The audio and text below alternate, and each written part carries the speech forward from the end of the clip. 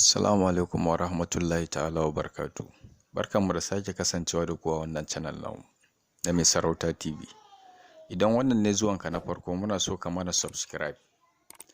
Sannan sai ka danna alamar ƙararrawa domin an ɗora sabbin shirye-shirye a ringa sanar da kai. Sannan kuma wannan bidiyo ya burge ka, sai ka taɓa mana like. Mun gode.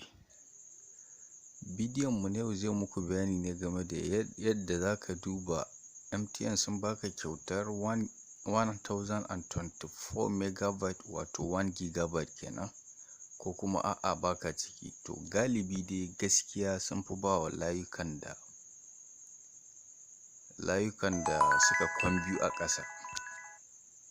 Layukan da suka kwan biyu a ƙasa ba sa waya, to su ne suka fi samu. In kana da wasu layukan da suna ƙasa sun ɗan kwan biyu, ka gwada dubawan Allah ya yi kana da rabo a ciki, za ka iya samu. Ba kowa da kowa suke ba wannan kyautar ba.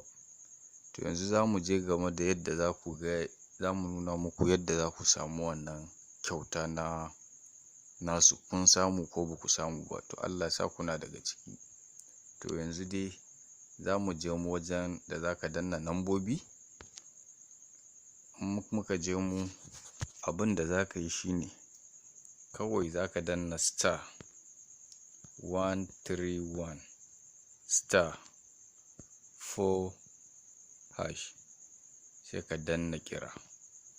To in ka samu za su nuna ma, in baka ciki to kun ga ni na samu har na ɗan fara taɓawa ma. Suka ce mun your data balance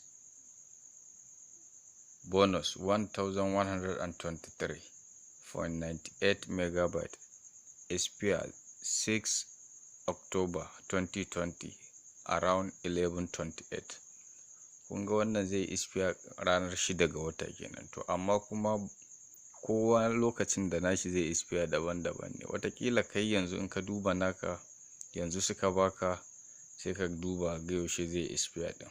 To haka abun yake. To Allah sa mu dace.